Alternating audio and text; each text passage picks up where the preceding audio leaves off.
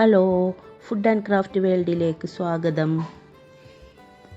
വളരെ എളുപ്പത്തിൽ അടിപൊളി ടേസ്റ്റിൽ ഉണ്ടാക്കി എടുക്കാൻ പറ്റിയ ഒരു റെസിപ്പിയുമായിട്ടാണ് കേട്ടോ ഞാൻ ഇന്ന് വന്നിരിക്കുന്നത്. നല്ല സ്പൈസി ആയിട്ടുള്ള നല്ല കുറുകിയ ചാറോട് കൂടിയ ഒരു അടിപൊളി ബീഫ് റോസ്റ്റിൻ്റെ റെസിപ്പിയാണ്. ബീഫ് റോസ്റ്റ് ഇഷ്ടപ്പെടാത്തവരായിട്ട് ആരെങ്കിലും ഉണ്ടോ? ഇല്ല അല്ലേ? പൊറോട്ടയുടെ കൂടെയും പത്തിരിൻ്റെ കൂടെയും പാലപ്പത്തിൻ്റെ കൂടെയൊക്കെ കഴിക്കാൻ പറ്റിയ നല്ലൊരു അടിപൊളി കോമ്പിനേഷനാണ് നമ്മുടെ ഈ ബീഫ് റോസ്റ്റ്. നമുക്ക് ഇതിൻ്റെ കളറ് കാണുമ്പോൾ തന്നെ വായിൽ നിന്ന് വെള്ളം വരും.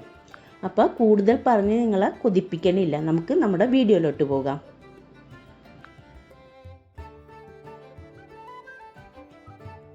നമ്മളിവിടെ ബീഫ് റോസ്റ്റ് ഉണ്ടാക്കാനായിട്ട് എടുത്തേക്കണം. ഞാനിവിടെ 1 കിലോ ബീഫാണ്, അത് കട്ട് ചെയ്തെടുത്തതാണ്. ഇച്ചിരി നെയ്യുള്ള ബീഫാകുമ്പോൾ ടേസ്റ്റ് കൂടുതലായിരിക്കും. അപ്പം ഞാനിത് ഒന്ന് കഴുകിയൊക്കെ വൃത്തിയാക്കി വെച്ചിട്ടുണ്ട്. അതിനകത്തേക്ക് നമ്മുടെ ചെറിയ ഉള്ളിയും സവാളയും രണ്ടും കൂടെ കൂടിയിട്ടാണ് ഞാൻ എടുത്തേക്കണത്. അത് നല്ല ചെറുതാക്കി അരിഞ്ഞത് അത് ഇട്ട് കൊടുക്കുന്നുണ്ട്.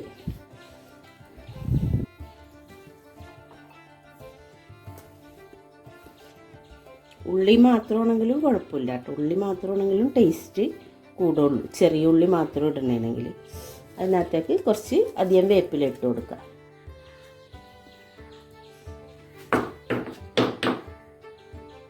ഇതിലേക്ക് ഞാനൊരു വലിയ വെളുത്തുള്ളിയാണ് എടുത്തേക്കണത് കേട്ടോ. വെളുത്തുള്ളി കൂടുതൽ ഇടാം നമുക്ക്. അതൊന്ന് ചതച്ചെടുത്തതാണ്.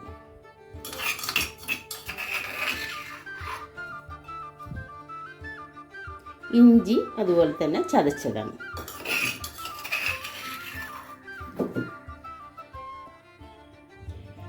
ഇനി നമുക്ക് മുളക് പൊടി ഇട്ട് കൊടുക്കാം. ഞാൻ ഈ മുളക് പൊടി എന്ന് പറഞ്ഞാൽ നമ്മുടെ എരിവില്ലാത്ത കാശ്മീരി ചില്ലിയും മറ്റേ എരിവുള്ള മുളക് പൊടിയും കൂടെയാണ് എടുത്തേക്കണത്. അത് 2 സ്പൂണാണ് ഇട്ട് കൊടുത്തേക്കണത്.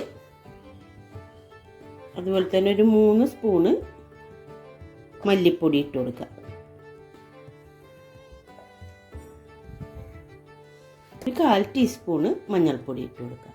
ഇവിടെ പൊടിച്ചെടുത്ത ഗരം മസാല അതൊരു ടീസ്പൂൺ ഇട്ട് കൊടുക്കുക.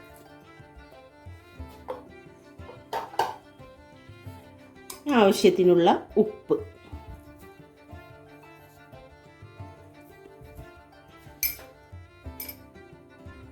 രണ്ട് തക്കാളി ഞാൻ ചെറുതാക്കി കട്ട് ചെയ്തെടുത്തതാണ്.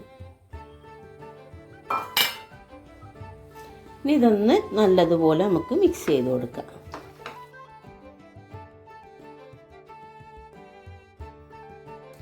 ഈ ഉള്ളിൻ്റെയും വെളുത്തുള്ളിയും ഇഞ്ചി എല്ലാം ചതച്ചതിൻ്റെ വെള്ളം ഇങ്ങോട്ട് ഇറങ്ങി വരും. നമുക്ക് കുറച്ച് നേരം ഒന്ന് വെയിറ്റ് ചെയ്യാം. ഒരു 10 മിനിറ്റോളം നമുക്ക് ഇതൊന്ന് റെസ്റ്റ് ചെയ്യാൻ വെക്കണം. നമ്മുടെ ബീഫ് ഞാൻ ഇവിടെ മസാലയൊക്കെ ആക്കി വെച്ചിട്ടൊരു 10 മിനിറ്റ് കഴിഞ്ഞ് കേട്ടോ. അതിൻ്റെ വെള്ളമൊക്കെ ഇതായി വന്നിക്കണണ്ട. നമുക്കിതൊന്ന് ഒരു കുക്കറിലോട്ടാക്കി കൊടുക്കാം. ഞാൻ കുക്കറിലിട്ടിട്ടാണ് വേവിച്ചെടുക്കുന്നത്. ഇതിനകത്തേക്ക് നമ്മളിവിടെ ഒരു 2 ടേബിൾ സ്പൂണ് വെളിച്ചെണ്ണ ഒഴിച്ച് കൊടുക്കുന്നുണ്ട്. അതുപോലെ തന്നെ നമുക്കൊരു 2 ടേബിൾ സ്പൂണ് വിനാഗിരി ഒഴിച്ച് കൊടുക്കാം കേട്ടോ.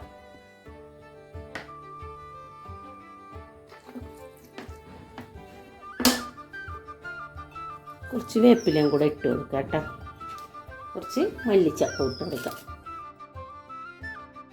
ചൂടാറിയ വെള്ളമാണ്, അത് കുറച്ച് ഒഴിച്ചു കൊടുക്കുന്നുണ്ട്.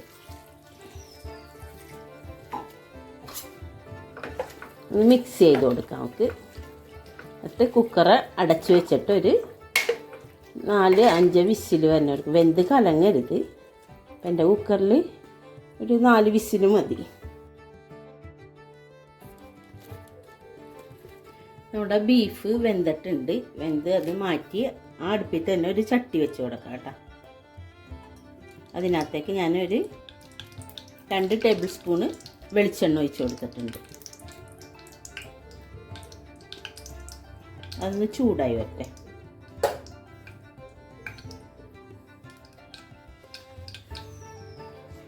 ചൂടായി വരുമ്പോൾ ഞാനിവിടെ ചെറിയ കഷ്ണങ്ങളാക്കിയ തേങ്ങ ഇട്ട് കൊടുക്കുന്നു.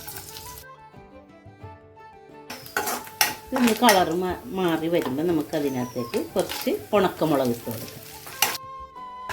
നമുക്ക് കോരി മാറ്റാം. ഇതിനകത്തേക്ക് ഞാനൊരു സവാള എടുത്തൊരു നീളത്തിൽ അരിഞ്ഞതിട്ട് കൊടുക്കണം. സവാള ഒന്ന് വഴന്നിട്ടുണ്ട്, ഒന്ന് കളറൊക്കെ ഒന്ന് മാറിയിട്ടുണ്ട്. നമുക്ക് വേവിച്ച് വെച്ചേക്കണ ബീഫ് ഇട്ട് കൊടുക്കാം. നമ്മുടെ ബീഫ് വെന്ത് കഴിഞ്ഞപ്പോൾ അധികം ചാറൊന്നും ഇല്ല കേട്ടോ.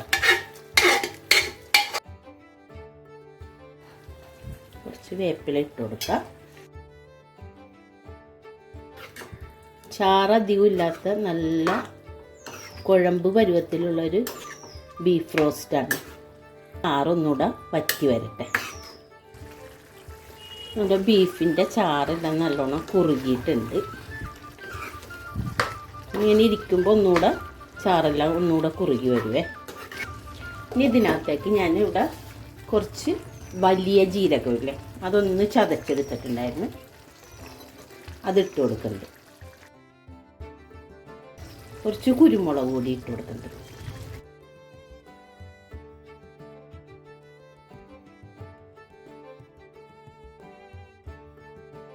അപ്പം നമ്മുടെ കറിയൊക്കെ റെഡി ആയിട്ടുണ്ട്. ഇനി ഇതിന് മുകളിൽ നമുക്ക് നമ്മുടെ ഉണക്കമുളകും തേങ്ങ ചെറുതാക്കി ഞാൻ ഫ്രൈ ആക്കി വെച്ച് അതും ഇട്ട് കൊടുക്കും. അപ്പം നമ്മുടെ ബീഫ് റോസ്റ്റ് ഇവിടെ റെഡി ആയിട്ടുണ്ട്. അപ്പം എല്ലാവരും ഒന്ന് ട്രൈ ചെയ്ത് നോക്കാൻ മറക്കരുത് കേട്ടോ. നല്ല ടേസ്റ്റി ആയിട്ടുള്ളൊരു ബീഫ് റോസ്റ്റാണ്. ഈ വീഡിയോ ഇഷ്ടപ്പെട്ടെന്ന് കരുതുന്നു. നമുക്ക് പെട്ടെന്ന് ഉണ്ടാക്കിയെടുക്കാൻ പറ്റിയ ഒരു റോസ്റ്റാണിത്. അപ്പം എല്ലാവരും ലൈക്ക് ചെയ്യാനും ഷെയർ ചെയ്യാനും സബ്സ്ക്രൈബ് ചെയ്യാനും മറക്കരുത് കേട്ടോ. അപ്പം നമുക്ക് ഇനി അടുത്ത വീഡിയോ ആയിട്ട് ഇനി കാണാം.